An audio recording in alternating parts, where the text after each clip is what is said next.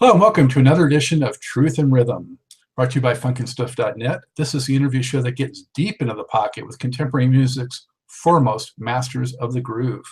Available in video format from funkinstuff.net and also on YouTube. Truth and Rhythm can now also be enjoyed on the go in its audio podcast version from funkinstuff.net, iTunes, and other leading providers. I'm Scott, Dr. GX Goldfine, musicologist and author of Everything is on the One, the First Guide to Funk. Get your copy if you don't have it. Whether you're watching or listening, I thank you so much for your ongoing support.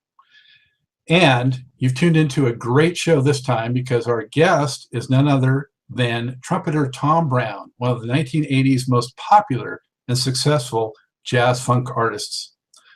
Best known to a wide audience for the 1980 funk classic Funkin for Jamaica, throughout the past several decades, Tom has continued to straddle musical idioms that also include traditional to fusion to smooth jazz, R&B, world music, and even hip-hop. All told, Tom has released a dozen albums, with the most recent being 2016's Legacy. And he's worked with such prominent artists as Marcus Miller, Dave Grusin, Michael Jonzun Maurice Starr, David Spradley, Ted Currier, Felton Pilot, Bobbi Humphrey, Ron Carter, Idris Muhammad, Bobby Lyle, Bob James, Jill Sample, Roy Ayers, and it goes on and on. Coming up, we'll find out how Tom began his life of music. We'll talk about his early influences and years as a professional musician. We'll get into how he landed a record deal and what it was like when he scored a hit song. We'll discuss his subsequent run of hit tracks and albums. We'll talk about his break from record making and his other life as an airplane pilot. And finally, we'll speak about his return to music and what he's up to today. So with all that, Tom, how are you today? Great to be here. Glad to be on the show. Appreciate it. Good to see you. Fellow North Carolinian. Yeah. I can't say New York City too loud here because I might get something thrown at me. But we're glad to be in North Carolina. We really yeah. Well, there's certainly a lot of New York transplants down this way too. So. Yeah. Great. Well, you ready to jump into some questions? Yeah, absolutely. All right. So tell me about your musical youth and your progression influences and what attracted you to trumpet in the first place, Tom. Well, there was just something about the regalness and the royalty of the sound of brass. I started out as a classical trumpet player. I was trained classically. A gentleman named Murray Karpolowski was my first teacher. He was the principal for, I think, the NBC orchestra under Toscanini years ago. So I had a very staunch classical background, classical training, and the trumpet just drew me to it. I mean, I can't put my finger on what it was, but it was just that whole regalness of the instrument that I guess got me. I got involved in jazz when I was in college, and a friend of mine introduced me to, of all things, an Ornette Coleman record. So here I am, being a staunch classical player, and the first thing I hear is outside jazz. You know, Ornette Coleman, Don Cherry. So I immediately rebelled. Didn't want to deal with it. But what it did was it enabled me to really get into hearing some of the more technically affluent jazz players: Clifford Brown, Lee Morgan, Fats Navarro, Dizzy Gillespie. And so I really dug my heels in there and did a lot of listening at that point. And, you know, when did you get into the flugelhorn? Was it a simultaneous thing with trumpet, or how did that work? No, I got the flugel came along years later. The approach is two different instruments. I mean, although most trumpeters also play flugel, but you have to approach it like a completely separate axe. But it came around 5 or 6 years later, as I started to play out more and found that there was an avenue for a more mellow instrument, more melodic instrument. At that point, I did pick up flugel. And when did you first kind of get out there and get over, you know, your stage butterflies and kind of, you know, really get out to an audience? Who said I ever got over them? I guess my first real performance dates were with a gentleman named Weldon Irvine, which happened around 74, 75. Weldon although not a very well-known writer and performer, he's responsible for just about every jazz musician that came out of Jamaica. I mean, he put the group together that had Lenny White, Marcus Miller, myself, Jerry Vamola, just about anybody who came out of Jamaica, Queens, had gone through that Weldon Ravine, Bernard Wright, School of Music. You know, I'm not very familiar with Jamaica. I mean, I know Queens somewhat, but you know, what was it like there? Was it sort of a melting pot and music just kind of flowing out of there? Because I mean, later I think wasn't Run DMC from that area, and I mean, there's been a lot of music to come out of there. So, what is it about that area? During the 60s, 70s, and 80s, it was a very unique spot because you had headline jazz musicians living side by side, headline funk players. So on one block you had James Brown, and a couple of blocks away you had Count Basie, and just that constant mixture of the jazz cats, the funk cats. Just that constant interchange produced a very unique for that period group of players that were into both styles and understood both styles, and were well versed in both styles. So what would you say is the most challenging aspect of playing the trumpet? What in your mind makes a player move from being competent to good to being outstanding? For me, there's always the technical aspect. It's just a given that, and I say this to every jazz student that I have, because I get a lot of players that will come to me and say, I want to learn how to play jazz. Okay, that's great. Well, I hope that doesn't mean you don't want to learn how to play your instrument, because I would expect the technical aspect to be there. The whole idea in playing any instrument in jazz, including the voice, is to have your facilities so refined that any idea that comes to your head you can call on. So it's definitely not an escape from being a verse technical player. But what I look for in a jazz player is uniqueness. When you listen to Dizzy, or you listen to Clifford, or you listen to Lee, all it takes is one note. Freddie Hubbard, one note, and you know who the player is. I don't know if I can say those days are still very much present, because we're in a time now where the schools are cranking out musicians where the goal is to be a copy of somebody. And that kind of gets away from the whole idea of uniqueness. I really look for a player who just stands out and is unique in their craft, but still has the foundation there. So today maybe we're getting more competent players, but not real innovative players. Yeah, exactly. I mean, they're very, very good, very technically correct players, but I don't know about the artistry. The whole idea of Dizzy Gillespie was asked in a clinic one time, what is it that makes your jazz solo? What do you play? I'm trying to remember the wording.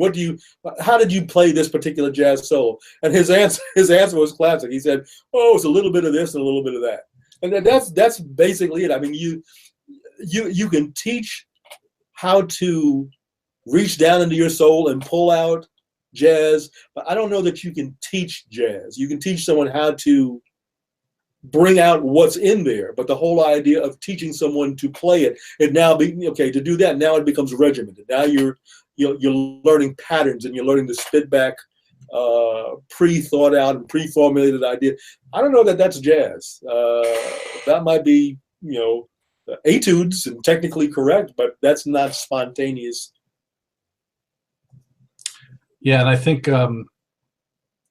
there's like a point where you get that technical ability, and at some point you have to break away into your own style and being able to do your own thing, and not being so conscious of the technical part of it, but also if you're going to be able to play the music that you played, you got to be able to know how to lay back in the groove too. Yeah. One of the things that amazes me about players like a friend of mine, George Benson, is that we could ask George, hey, do you know this particular song? And he'll say, no, but just go ahead and play it.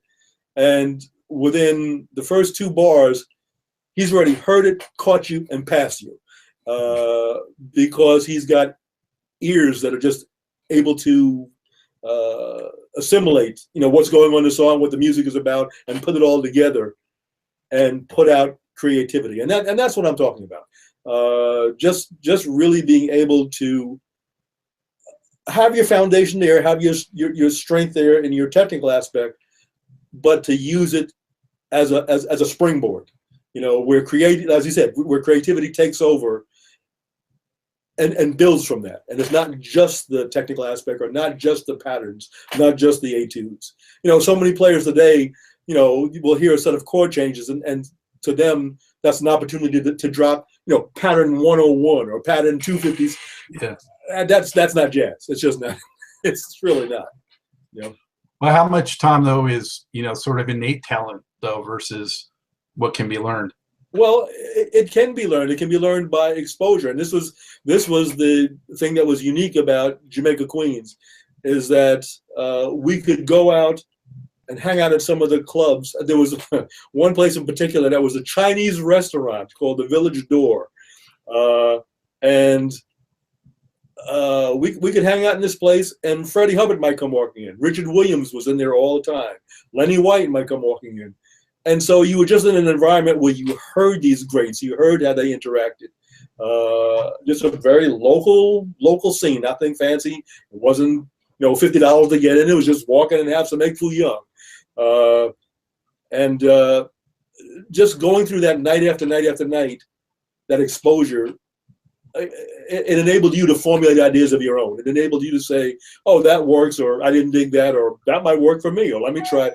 So it was just a very creative time period that I don't see happening too much today. I wish it were. But I think with a lot of the greats passing on, it's kind of hard to recreate that these days.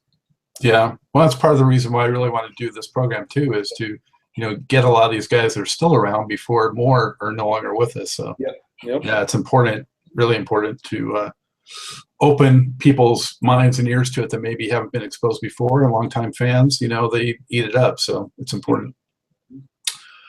You mentioned a couple of guys, Tom. Who might be some of your other musical inspirations, whether on the trumpet or on a different instrument? Who are some of your, real musical heroes, inspirations, guys that inspired you or you looked up to? Well, my all-time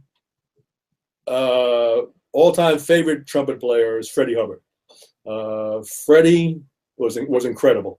Freddie had the technical aspect, but he was one of the, not only a strong bebop player. I mean, he has a whole lineage of 50s and 60s bebop, but he really was one of the cats, along with Lee, that established this whole pre-funk thing that was happening in the 60s. He was really playing funk before it was called funk. He was getting into that vein of okay, let's stretch out from straight ahead and let's get this other thing. Right around the whole time that the 60s thing was happening, he was really doing that, in the 70s with CTI records. So he has to be my all-time favorite trumpet player. Probably trying to think who besides Lee, but Lee and Freddie, I think, were probably my favorites. I expected you to mention Miles, but in a separate way. I mean, Miles was definitely unique.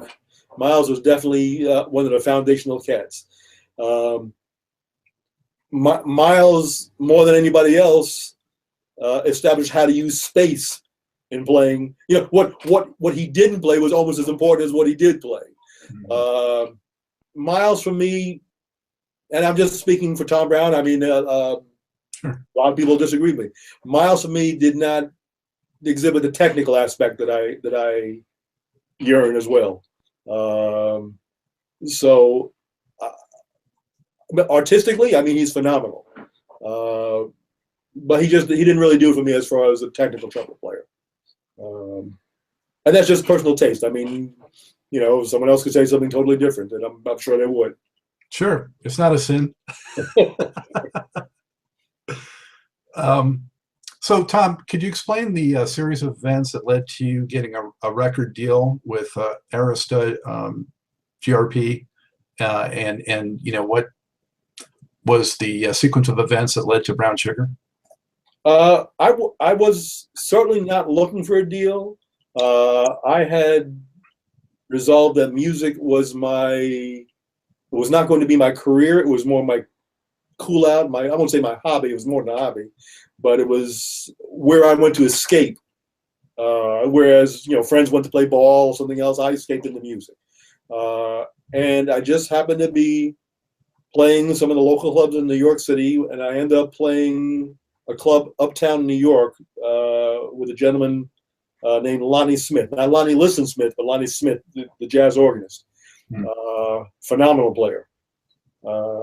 And there was a club called Breeze and Lounge, and that name should have given it away, but I didn't make the connection at the time. Breeze and Lounge was, I think it was 143rd and Broadway in Manhattan, and it was managed and owned by a gentleman who was George Benson's first manager. As I said, the name should have given me the connection, but I, you know, didn't put it there. And basically, everybody who was anybody used to come into the place. Earl Clue was in there all the time. Dr. George Butler from Columbia would come in there regularly. Creed Taylor was in and out of there. And I ended up getting, just sitting in playing trumpet, I ended up getting record offers from all these folks, from CTI, from Columbia. Warner Brothers flew me out to California. The first one was with CTI. And I mean, Creed obviously has a history of doing wonderful, wonderful stuff with Hubert Laws and Freddie Hubbard. So my first inclination was, yeah, let's do it. And Jimmy Boyd took a look at my contract and ripped it up. She just tore it up in front of my face, and I was, what the heck, you know? But he told me, you could do better. Well, I guess I will, because he just tore it up in front of me. Wow. But he had a plan, and I signed on with him as a manager. He had a plan, and his plan turned out to be correct. We got offers from Columbia and Warner, and the idea was, look, if we go with Columbia, they had Miles, they had Chuck Mangione, a couple other trumpet players, and if I didn't produce a record that was a hit, I would just get put on the shelf, called the tax write-off, and that would be the end of that. Mm-hmm. We ended up going with a brand new company that had no trumpet players. They were a jazz label, and they were breaking out budding young artists. And that was GRP Records. Dave Grusin and Larry Rosen ended up having probably what was the hottest crossover jazz. Smooth, at that time, it wasn't called smooth jazz, but you know, contemporary jazz label probably in the world at that point, which was GRP. And so how long did it take to make the record? How did you get connected with some of the players? The beautiful thing about working with someone like Dave is that he was a master producer, still is a master producer. He doesn't necessarily try to change an artist. He's able, just like Quincy Jones, to hear an artist, take what they do, and find a niche that works for them, as opposed to some other producers that just want to change you and say, here, play this. So Dave had a plan. Was for a crossover pop record. He knew all the studio musicians, Steve Gadd, Buddy Williams. Marcus was just getting into the scene at that time. Francisco Centano, and quite a few others. And so any of the connections that were made at that point, I'd have to give Dave and Larry credit for. Larry, and unfortunately, who passed recently, just about a year ago, Larry Rosen passed. But they were foundational in putting that first record together. Yeah, I'm looking at the credits here. You had Michael Brecker on there also. Yeah.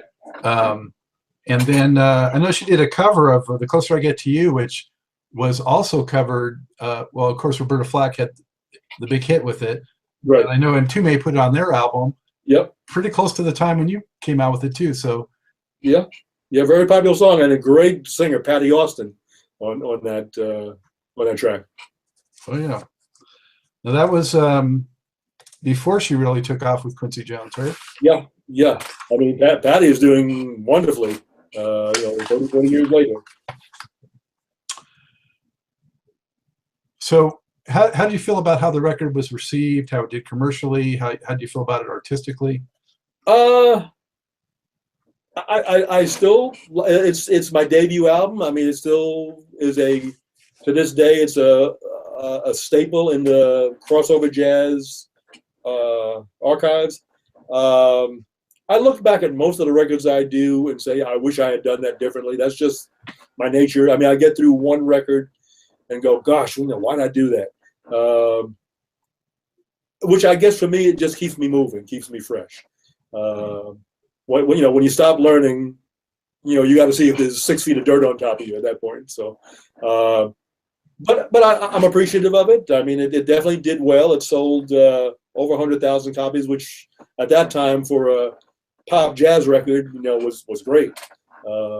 These these days to be #1 on the jazz chart, you might sell 5,000 records. So it's a whole different day today.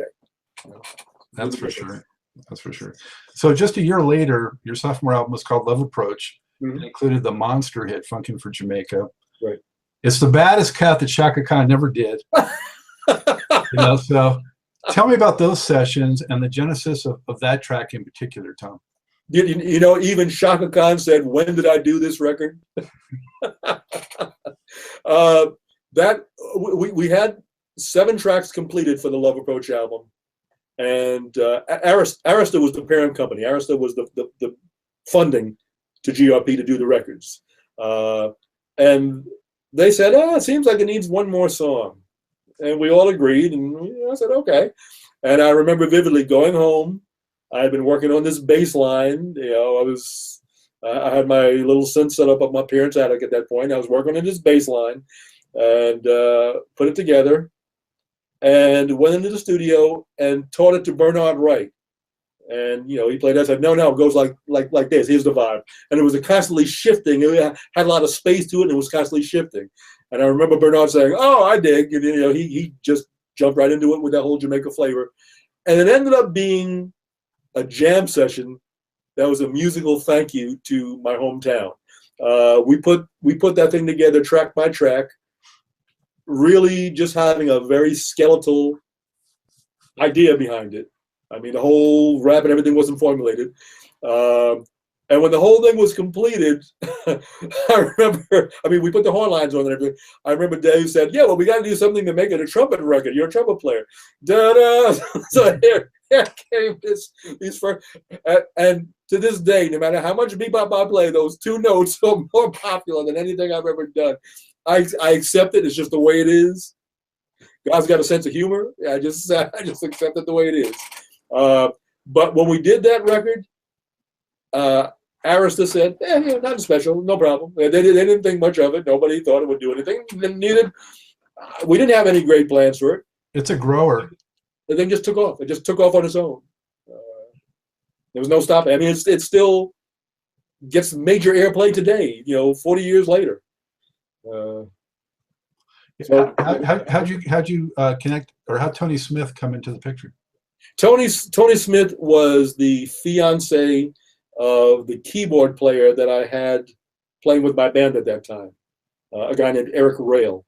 And Eric just, told me, "Hey, I've got someone who's, she's kind of in the Chaka Khan vein." And I said, "Well, great, that would be perfect for this."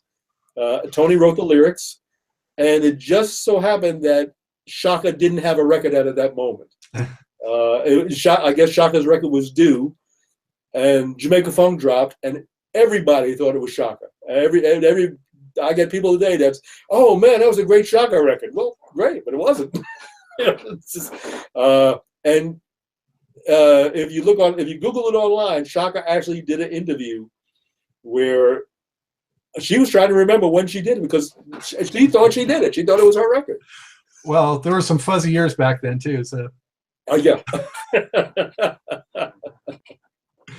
You know, it's tell you how naive I am. I was just, high school then, and I thought it was, Jamaica, the island. I didn't even know it was New York, Yeah, that's the other one, and I put NY after it. But I get lots of people. Oh man, we want to thank you for the major praise you brought to our island, man. I just like, okay, sure, I'll roll with it. Give me those tourist dollars.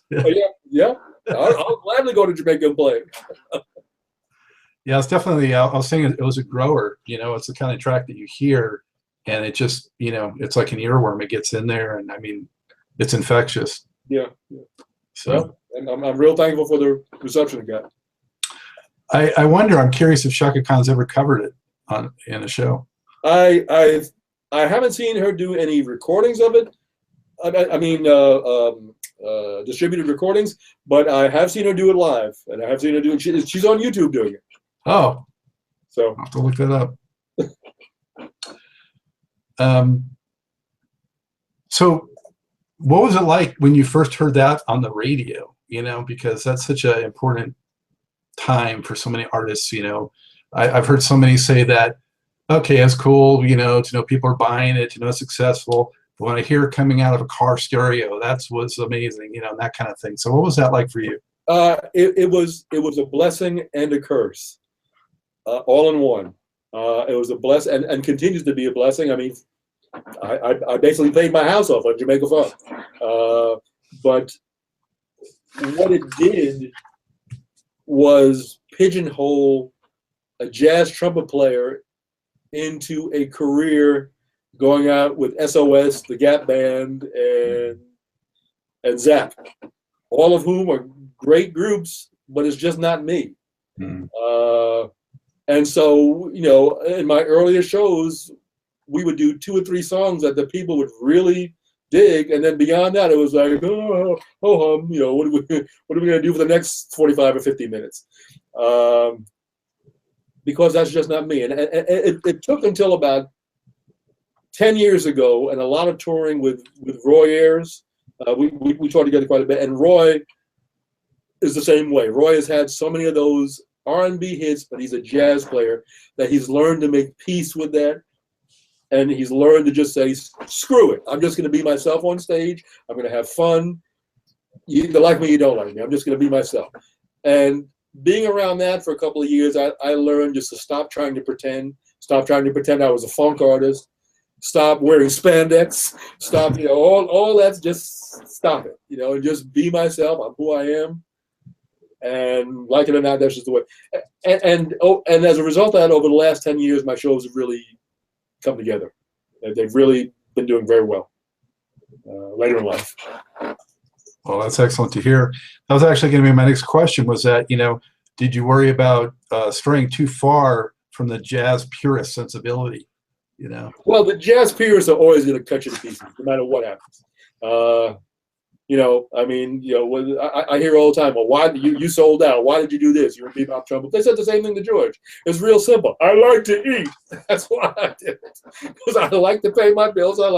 Hey, if I could have scored some decent record sales as Wynton does or as Terrence does, playing bebop, I'd have been perfectly happy. But fate had it for me to score a music success doing what I did. And I have to go with it. I mean, I'm not proud of it. I'm not ashamed of it. It's just what it is. It's a career. And so, if you're in a factory that's making Mercedes, I mean, I could say, gee, I wish I would make BMWs, but I'm making Mercedes, so let me just go on and do what I do. So that ended up being my trademark and what I do. But I do play a set that's jazz formulated, that's jazz structured. And I hope that by the time people leave the show, they know, hey, he's really a good jazz player, as well as a funkster or whatever they want to call me. As long as it's not a sellout. That's right. Well, I think the key, Tom, also was that you can go into other genres as long as you do it very honestly, and you're true to it, true to the music. I mean, that's the name of the show, Truth and Rhythm. But And I think that's why an artist like, just out of the blue, say like Prince, you know, he did so many different types of music, but he was real in all those genres that he did. And so he was accepted by each of those audiences separately. And I think, you know, that's the way to do it. Yep. Yeah, Prince had a terrific jazz group behind him that could break out playing anything at any time. Yeah, I definitely feel you on that. That's pretty much an accurate statement.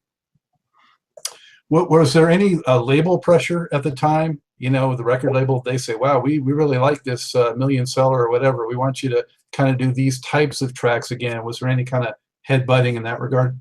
And hence the reason that I eventually ended up leaving Arista. Yeah, once you deliver a gold or platinum album, it's kind of hard to say, well, let's go back to playing pop jazz. You know, they don't want to hear that. So after 80, it pretty much became give us more of this. The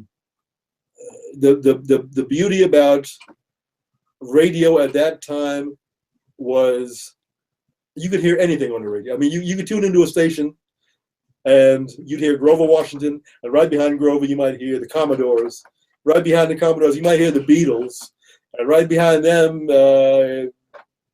you'd hear anything. As long as it was good quality music that public liked, there weren't all the pigeonholes and niches that there are today. You know, you didn't have to fit into any specific genre. As long as it was good popular music, it got played.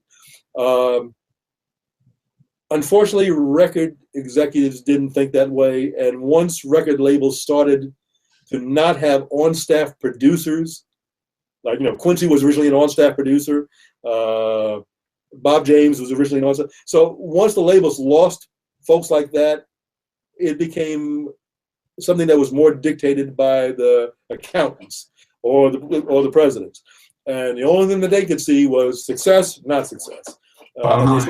They saw Jamaica Funk as success, and by God, that's what they wanted for the rest of the album period that I had with GRP. And they ended up actually buying me out of GRP straight on to Arista. And no matter how I tried to explain, look, I'm trying to do a variety of things here, that just didn't work. And they ended up putting me with other producers that had no concept of what I was doing or what type of artist I was, and it really just sunk the career at that point.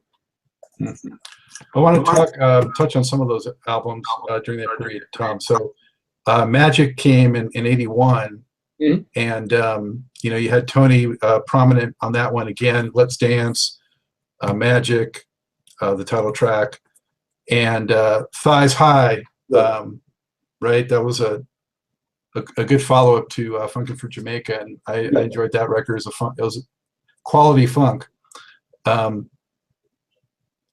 What was interesting, though, and you're talking about the different, you know, straddling the different genres, on that same album, you have like a God Bless the Child cover, you know, so that's an interesting, you know, you're really spanning the spectrum there from Thighs High to God Bless the Child. So what do you remember about that record? Well, again, that was the whole idea. The whole idea was not to tell the public, this is all I do. The whole idea was to cover that ground. But the opportunities for doing that were narrowing in. And you're right, Thighs High was probably the closest on that record to follow Jamaica Funk. And it did quite well on its own. It did a gold album as well. But the main thing I remember that period was just the pressure to, and the pressure was being put on Dave and Larry to cause them to produce me to narrow in. And when that didn't happen, I vividly remember Arista just buying me out of the GRP contract altogether, and so basically saying, "We got it, we'll do it." That obviously didn't work too well. There was a magic that was there with Dave that was very difficult to replace. So I'm looking at you had Yours Truly. Were they were still around for that one? Yeah, they were. Yeah. And the lead single on that, is it Fungi Mama? Yeah. And the other part, initial composition, but it wasn't meant to be like a heavy funk tune. It was just meant to be a fun track. It ended up being more of a novelty than anything. But again, we were just trying different things and seeing how it would work. It got some airplay, it got some recognition, but it surely wasn't of the level of Jamaica Funk with Eyes High. Yeah. The subtitle of that, do you remember what that was? Yeah, Bebop Funka, let's see, Bebop Funka Discalypso or something like that. Yeah, I think it sounds a little Parliament Aqua Boogie influenced on that one. So, and then let's talk about the composing, Tom. So on every record, it seems like, you know, you did a few tracks of composing. Were you composing more than that? How did you decide, you know, how to balance other people's compositions versus your own? Dave brought some compositions, and they were always quality stuff. I mean, Dave has a whole history of, you know, string arrangements and TV scores, and so anything he brings is going to be a nice arrangement. I think we did a track called Night Wind that I'm not sure if it was. I'm trying to remember which. I think it was on the Magic album. But so he would bring some tracks. He had friend composers, Dennis Bell, who brought a couple of tracks, and then my band members were writing also. And so if I heard something from one of the band members I thought might be an interesting track, I always give them opportunity to write as well. They must have appreciated that. Yeah. It enhanced their bank account, I believe. So in '83, it was a big change in that you went to different producers. You went to Rockin' Radio with Michael Jonzun and Maurice Starr, and they had success with like the electro funk sound that was coming out at the time. Jonzun Crew and Maurice Starr did a bunch of other stuff. Mm-hmm. So it was much more electronic. David Spradley and Ted Currier, who had the hit with Sly Fox and were from Parliament, and George Clinton. That was a big departure. But you know what? The hip hop though kind of had a jazz sensibility at the time. I mean, you had Herbie Hancock jumping in a rocket and that kind of thing. So talk to me about that change and how you felt about it. The Herbie Hancock's the perfect example, but the thing with Herbie is Herbie produced it, and Herbie, being the master musician he is, was able to hear the elements that he knew would work in that music. When I was assigned to Maurice Starr and Michael Jonzun, obviously they've had tremendous success with, you know, Boyz II Men and the whole crew that they had, but it just wasn't me. And I don't think Maurice knew how to work with a jazz trumpet player, just someone coming in who didn't understand that stuff, kind of rebelled against that stuff a little bit. You know, because there was I have to admit, there was an element in me that was like, oh, you know, that's not music. That's that. You know, every jazz player says that at some point. And so it just, I really didn't believe it, and I think the lack of believability came through in the music. It was more or less something I was told, here, play this. You know, we want you to play this, so that's going to be your song. There wasn't an authenticity to it. And I think the audience that knew Jamaica Funk basically said, "What's he doing? This is not the time we remember." And none of those records did anywhere near what the earlier albums did. I gotta tell you though, I do like the groove of Cruisin'. Okay, well, there definitely some good tracks.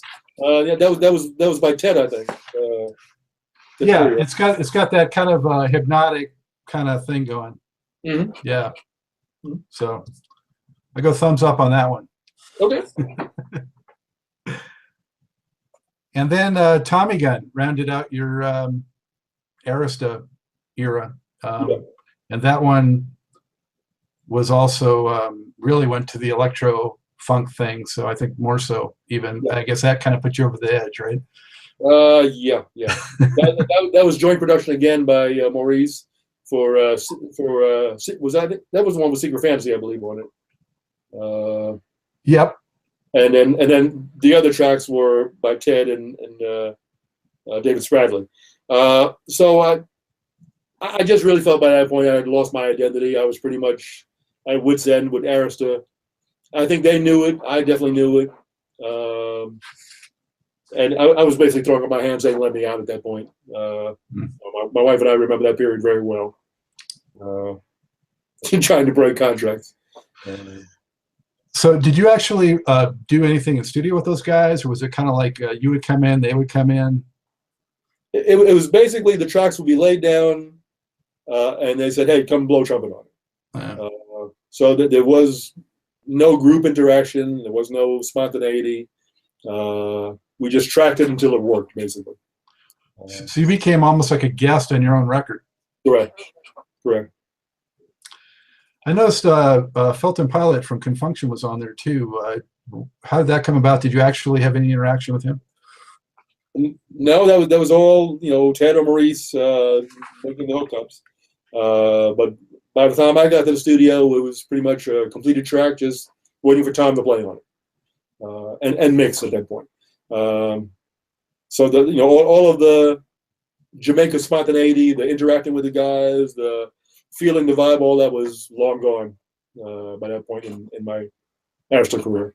It's amazing how fleeting that can be in the music industry. It's like, you know, Yep. a year can be like a decade almost in that business. Yep.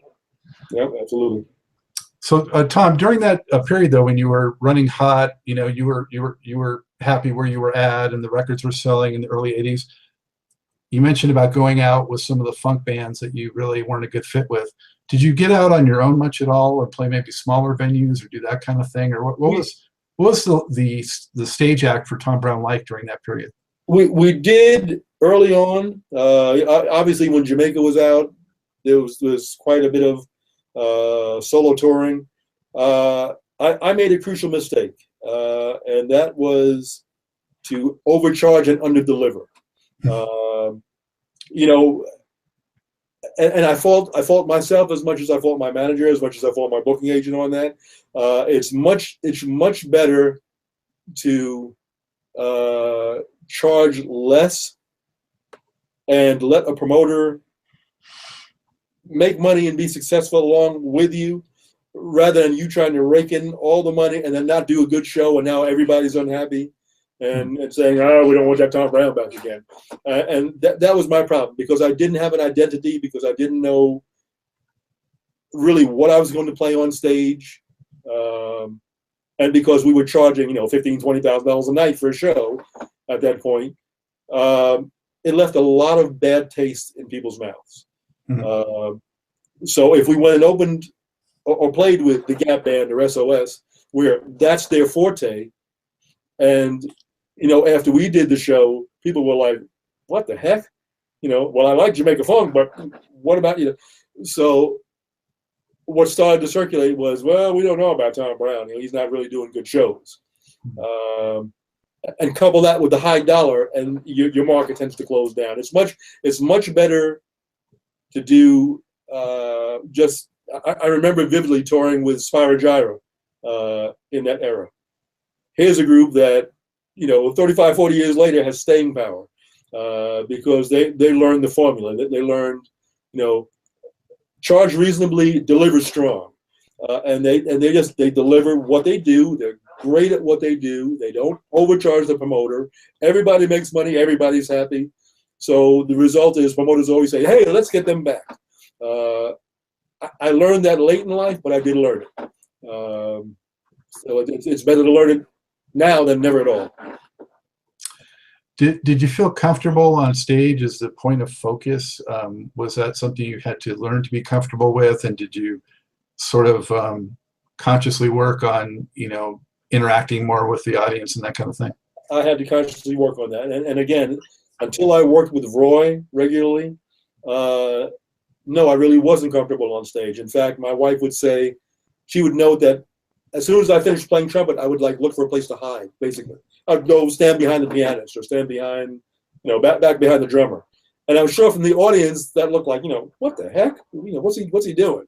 It just really looked like a lack of confidence. And I had to get to the point, to be honest, where I had fun. And I just wasn't having fun on stage. I was a nervous wreck trying to figure out what to play. Mm-hmm. I had to get to the point where I enjoyed being on stage. I enjoyed the audience. And I realized that they came to have a good time, probably more so than I did. And so, you know, just talking with them, joking with them, playing some music, letting them see that you're a human being, and you're having fun. You goof up on stage, you laugh it off. That's when I started doing good shows, and really that wasn't more than 15 years ago. So it was very late in my career that started happening. Well, I mean, a lot of artists need coaching on that. I mean, it's not something that usually comes natural to somebody. So, I think if you don't have that, then that's not a good thing. Yeah, maybe so. But it's definitely something that I lacked. And my wife used to joke with me about it, but she was 100% correct. I've got a lot of friends who are straight ahead jazz players. One guy in particular that I know, monstrous player, but he would just basically get up there, stand there, and not move. And I remember my wife saying, "Hey, I'd like to take a pin and stick it in his, behind," because a cattle prod. You're having fun more so than you're playing. They want to know that you're enjoying what you're doing. Mm-hmm. Yeah, because they feed off that. Yeah, they feed off of it, exactly.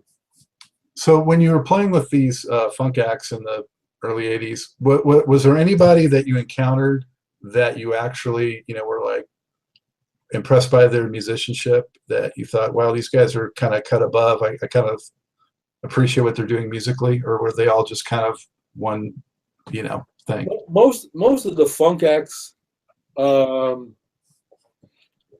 again, no putting down any bit, but most of the funk acts I couldn't relate to, because this whole idea of just having a band that you rehearse lines, rehearse parts, and you're going to go and play it exactly. That's just not what I'm about. I'm about what George Duke was about, or Joe Sample was about, which is playing music that's funk oriented, but it's got so much of the jazz spontaneity to it that is not locked into any groove, and really any groove that's set up is really set up on the spot at that time on stage. It probably won't be the same way tomorrow night. Well, I feel you with that. I mean, I think that a lot of that was lost from the 70s to the 80s as far as funk goes. I think in the 70s, a lot more of those funk bands were, having more of a jazz sensibility in some of the parts that they did. Well, even a group like Parliament, that's what makes them so special. You can hear it in their music. It's more of a jam than it is, organized. Well, maybe organized is not the word, but it was more of a jam and a structured presentation. The structure they have is to have fun jamming, if that makes any sense. Mm-hmm. And it comes across like that, and you can hear the difference between that and a rehearsed R&B group. It's night and day. Night and day.